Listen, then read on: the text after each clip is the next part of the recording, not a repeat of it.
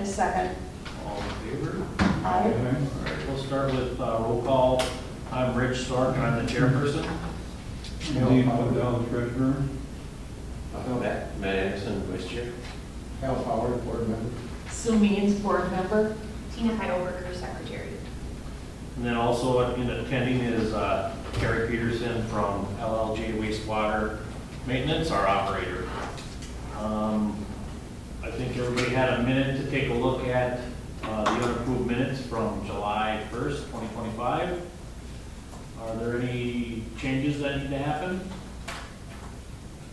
I just noticed, Tina, just a couple housekeeping things. Okay. In the first paragraph, he shared that they're having issues with the sensiphone, is going offline, he's working to identify the issue with Mr. Stork. No, the sentence is our Stork wanted to thank Oh, yep, resident Jim Bush, yep, who reported that one of the lift stations was making noise. yep. If we can just clean up that, I think. Yeah. And after that, it looks pretty good to me. Does anybody else have any other corrections? I don't. Okay, if not, can I get a motion to accept the July meeting minutes? I make a motion to accept the meeting minutes. I'll second.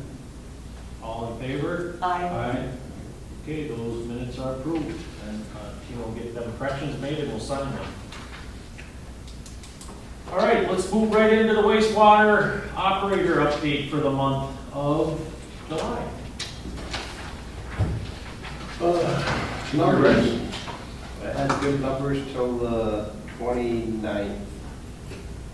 Then we had to switch the battery in the sets once we lost a couple of days.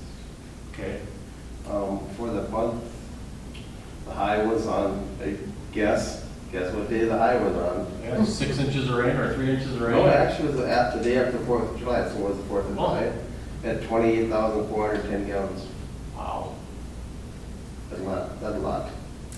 The low was, that's the 5th, and then the low was on the 10th at 9,290 gallons.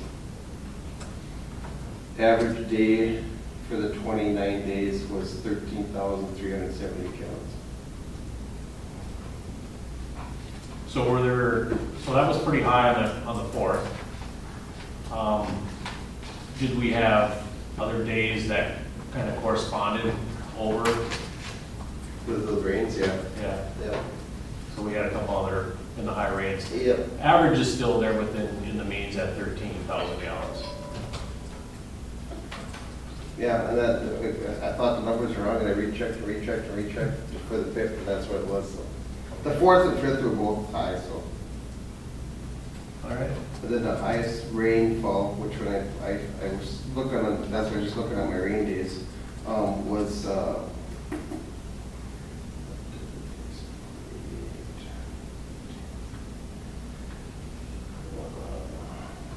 right around the 20th, 21st, one of the other day, and there were two that there was some rains.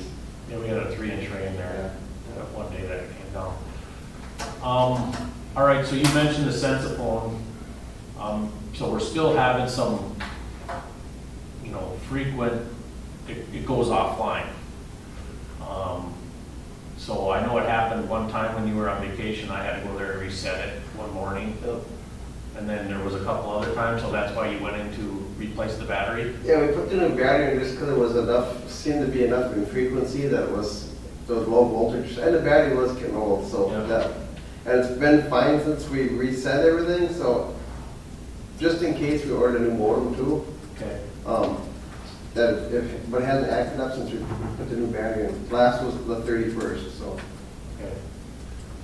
And you mentioned you lost some data, how is that gonna affect? We can take an average, 2 days ain't gonna hurt nothing, actually 3 days, so. All right. So when you report, is that something you're gonna report or you're gonna Yeah. average it out? No, yeah, I'll just put it in there. Okay. And then, I'm gonna kind of meld my update along with yours.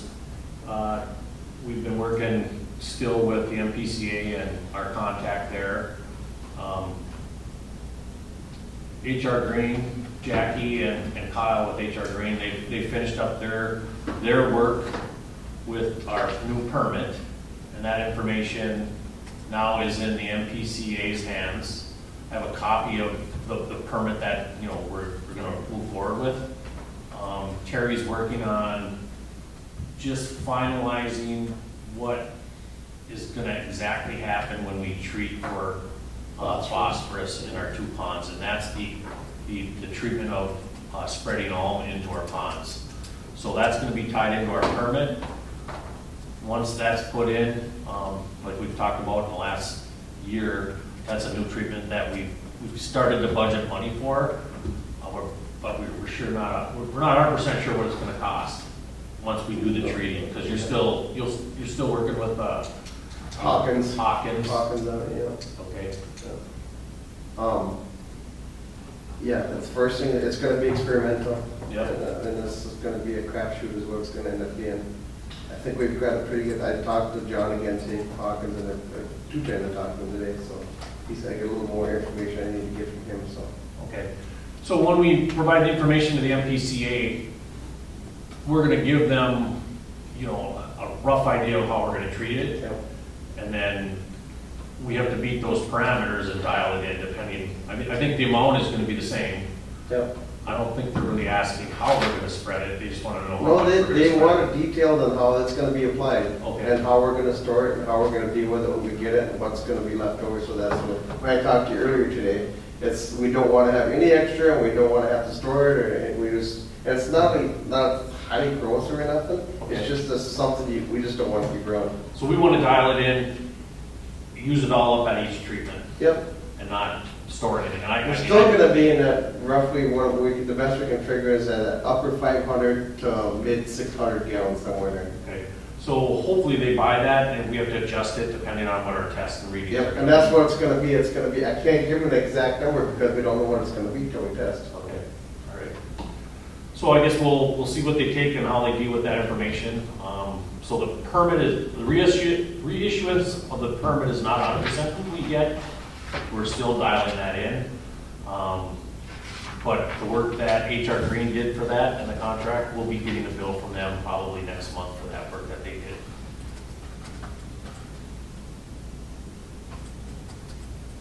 All right, so just to wrap it up on the Sensiphone, we're still troubleshooting and hopefully it settles in, but we're gonna have to continue to watch it, Yep. make sure it's operating. I did ask Terry if there's other options for a monitoring system.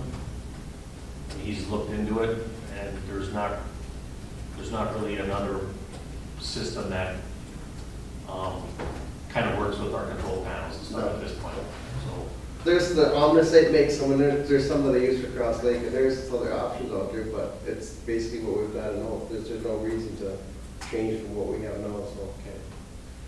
All right. And the only other thing that I mentioned too is maybe an upgrade on the panel, I don't know if we don't want to budget for it eventually, but I'm afraid someday something's gonna die in their wake and they'll get it. Yeah, I think that's something that we should talk about, and that is updating our control panels. It's all old technology. I guess the first thing would be to, you know, get some rough order of magnitude of what the cost would be. I think you've got a rough idea, because you've just replaced them Yeah. in other locations, and, I mean, you're roughly talking somewhere around 20 grand per panel, right? About 27 somewhere in on there. And it all varies on, you know, how big motors are in there, what VFDs we put in there, how much control we really want on it. But that's because the ones that have been put in there, they're anywhere between 21,000 and 29,000. So I kind of picked that middle of the 27 in there. But the one that's down below the hill, that one doesn't have to be as intricate as what the one is up on top, the main one that pumps over. I think the one down below could almost be like a personal lift station almost, because there's not much there. And I just put a new pump and a control panel in on Kegma, the same thing kind of, for about 10 grand. Okay. Is it, we would reach out to Quality Flow for something like that? They'd have to build it, yeah. Is it worth having them put together some budget numbers for us? I can ask them to, yeah. Why don't we do that? Let's just get some budget numbers, and it's something we can talk about. I don't think we need to react on it right away, but some of the questions we'd have to ask is, if something catastrophic happened to the panel, how fast could they turn something around? We'd have to probably temp something up until they could build Yeah. one, right? About 12 weeks is what it takes for them to get them. Okay, all right. Well, I guess I think I'd like to put a or ask for a motion to, just exploratory, get some numbers on what it may cost to replace our control panels at both pump stations. I guess I'm looking for a motion for that. I'll make that motion. I'll second it. All in favor? Aye. Aye. All right, I think that's it's something for us to look into. Something we'll have to add to our budget meeting in the fall at the end of the year. Yep. And I'll get some more information for the next meeting that we can hand out and everybody can look at and see and whatever. All right, sounds good. All right, I only have one other thing to report. Mr. Tommy Foster from Big Fork Valley Log Cabins, they're right here in Rush City. He inquired, he was asking some questions about our road out to the ponds. Apparently, he's looking into developing the property right next to us. So I don't know if it's up for sale, or somebody's looking for some numbers to develop that property. Which one? It would, if you look at our roads, it's where that pole barn is, it's right next to it. Okay. I know the guy that owns that actually has his house up for sale, because he is on the lake also. Yeah. So I don't know if he's thinking into developing it, or he sold it, somebody else is gonna develop it. But Tommy didn't really get that far into it. And his name was Tommy Foster. Yep, Tommy Foster from Big Fork Valley Log Cabins. And he would like to explore the idea of utilizing our road as the main entrance into that development. And of course, get it developed and plowed and then somehow have the township take it over and maintain it. So I think that's a big wish. But I said, best way to approach it is put some plans together and come to one of our meetings and present that plan, and then we'll take a look at it. So that's how I approached it. So he said his first step is gonna be going to Nestle Township and then bringing whatever plans to us. So if they ended up using that road for their buildings, would we just move our gate then further down the road? Yeah, I would imagine it would, depending on how much of it they want to use, yeah. Yeah. So it's hard, all we can do right now is speculate without looking at a plan. Yeah. The other thing I'm concerned about is I'm not 100% where our main line runs. If it runs up that road, that would be a concern of mine too. So if our high pressure main line, I don't know if it follows the county road or if it cuts through, It cuts across. cuts across the farmlands, okay, then that wouldn't be a problem with that road. Now, it might be a problem depending on the expansion, because I think some of the plans in the expansion was to go down that road with another high pressure main. So it's all hypothetical at this point in time, so I don't think we need to spend a lot of time on it, other than that he approached us with a possible plan. Until we see whatever the plan is, there's not much we can do about it. I just wanted to make you guys aware of it, the conversation that I had. And that was all done with emails, so. Other than that, it was just a lot of emails going back and forth about the permit. And then we did have one other, an additional Zoom meeting with the expansion group. And Chris from MAP, as we continue to develop what the EPA is asking for to ask for that grant money. And Dean did miss that meeting, so there wasn't much more to report other than we're still working on the plan. Just a slow process. Very, very slow process. That's all I got to report. I think we can move on to financial updates. Okay, financial updates, current checking account balance is $109,750.63 in our checking account. Our investment fund balance is $222,660.63, and the investment cash value was $30,717.05. Our bills for the month are East Central Energy at $179.22, LJJ at $1,700, and Rasmussen at $1,844.27. I'll pass that down for signatures and review. I just need a motion to approve those numbers. First motion. I'll second. All in favor? Aye. Aye. Motion carries.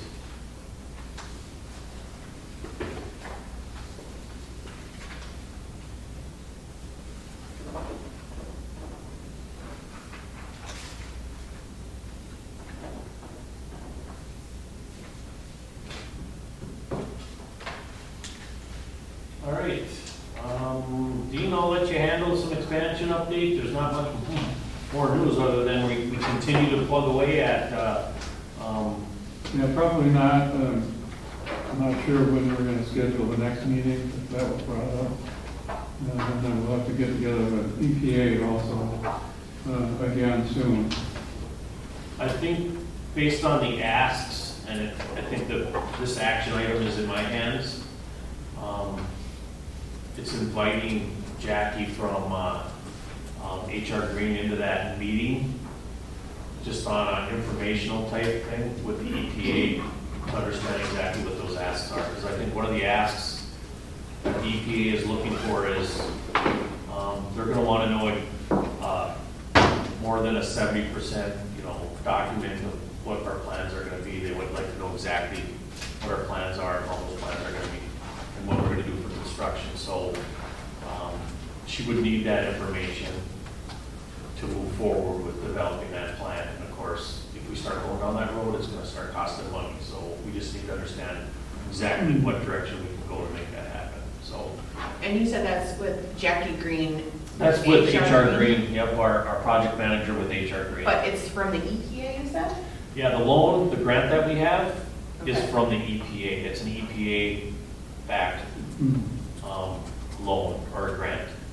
It's not a loan. Now, we have some preliminary plans that was done out back when we did that. Would that be something to start with, presenting to her? Well, that would be the question for Wayne. So are our 70% plans good enough, or they, like everything else, are they gonna want to know exactly what we're doing? Yes. So if we can get it close, and we can start that way, and they start releasing funds, hopefully that's the way that it goes. Because I'd hate to have to go push those plans into 100% drawings Right. without knowing, because we'd have to come up with money up front again.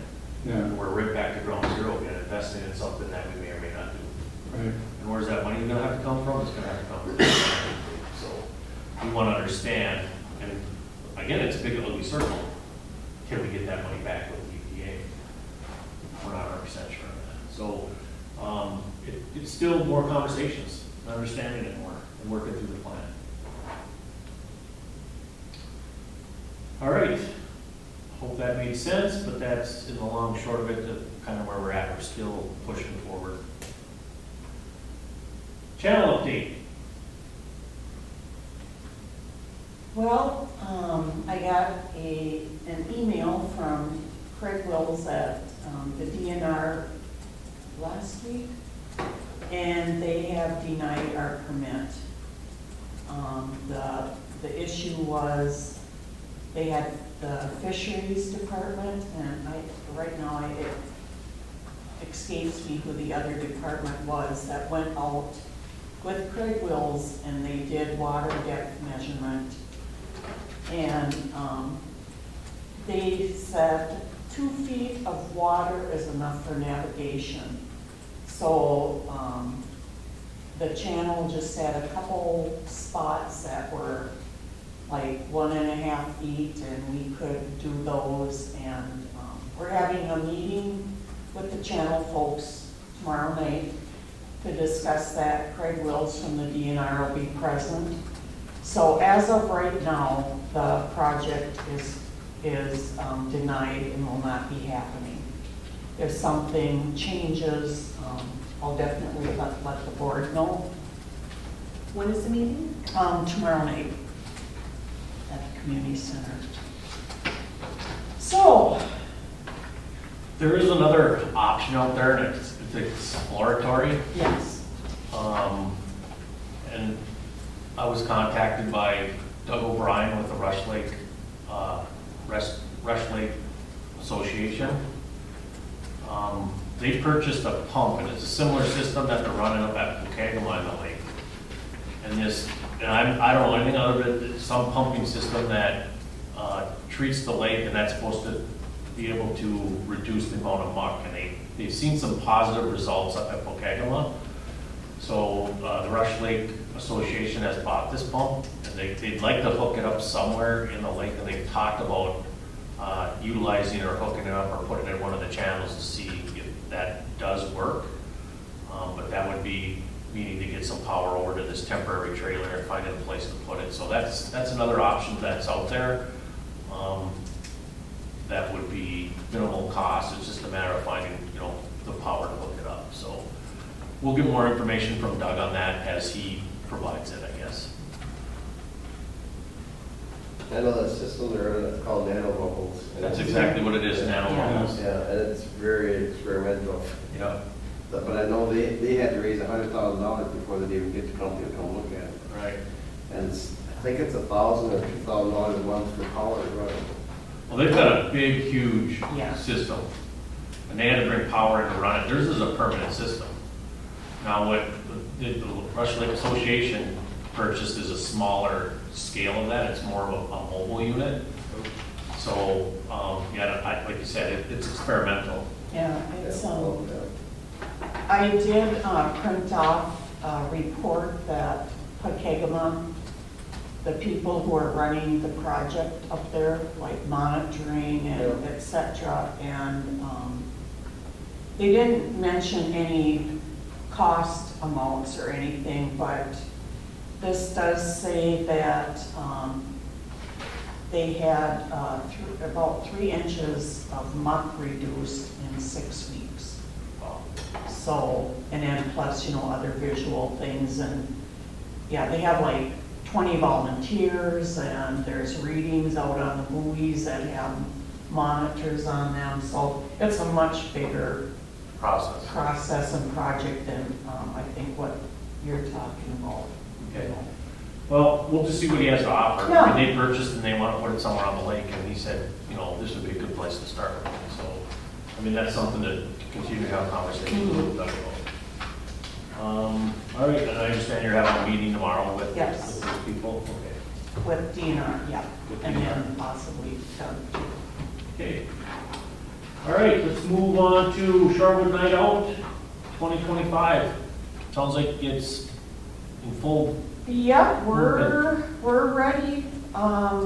It should be, been monitoring the weather, and it looks like no rain, and in the 80s. I know we went up there and looked to see where we would set up, and thank you, Terry, for the bounce house.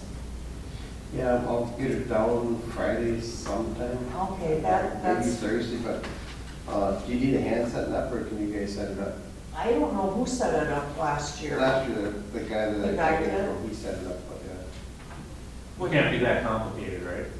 some corner post, or corner things upon the ground, plug it in. So it doesn't blow away with the kids. I think we can figure it out. Yeah, thank you. And so we have that, and then a few other things. I went last week and distributed flyers through the neighborhood, and it was posted on Shorewood's site and at the pump house. Okay. So I'm hoping, people are aware and get a good turnout. Okay, and then, your husband and another volunteer are gonna kind of chop the grass down? Yeah, I did see Matt's comment about should we, hire them to come in, and we went up there last night, and the area that we are going to set up and didn't seem that in need. No, I didn't think so. And so they may just go up and, zip around there, and they were trimming, around the playground area and stuff, so. I think we're pretty good. Yeah, I do too. Okay. All right. That sounds good. Hopefully And we'll spray for mosquitoes.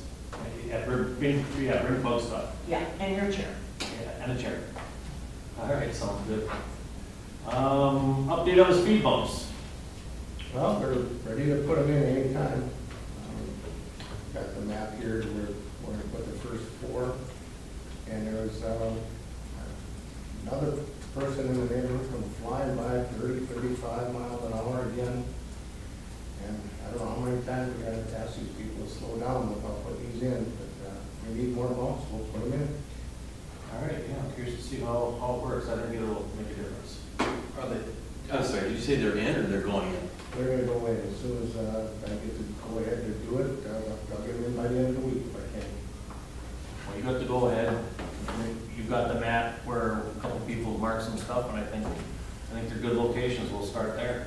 Okay, I'll call Darren tomorrow. All right, let's get it going. At least we got the second half of the summer. All right, any other new business? I have one thing Okay, from the water board. okay, We did get an approval from the Minnesota Department of Health to put in a second well, okay, but that second well would have to go somewhere in the park, in Shorewood Park. So we would need to obtain an easement from Shorewood Park. So just putting that out there right now, we're gonna plan a meeting with residents just to share that it was approved, kind of let them know what's going on with it. okay, But we will have to come to the board and request an easement. We would probably, I'm assuming, have to pay for a survey, the water district would. mm-hmm, But that's something that we would have to get approval to pound the well. to pound the well. Yep, But I'm hoping, I don't see it being an issue I don't see it being an issue either. because Quite it's in the frankly, best interest of, over a third of the people in Yeah. there's no other place to put it, so. because there's requirements, just so people know, there's requirements that has to be, there's like a 50 feet distance it has to be from the current one, and then also from houses, and so there's all these things that come into play that make it kind of difficult to have a spot, plus to make sure that where they're tapping that well is in a good water vein or whatever. Yeah. Because we did have it tested, a resident that was kind enough to let us test their water who's not on our system, and the levels were below what we needed to see, so that was good. So we know that if we go to a different vein of water, we shouldn't be dealing with these issues then. So just putting that out there so that people are aware of it. Okay, sounds good. So you'll come to Yep. one of the meetings with a particular plan that Correct. we can ask for approval. Yep, yep. Okay. All right, sounds good. Anything else? Yes. We had a resident from Shorewood pass away, like a week or so ago. And, I just, Peterson, down by the big house. Roy and Sarah? They, Roy's mom and dad, his mother, oh, passed away. okay. And I, excuse me for forgetting her name. But I think it would be nice for the Shorewood board to, we're all one community and neighbors and getting more involved with each other, that we send out a sympathy card to the family. Okay, are you making a motion to send out a sympathy card? Yes.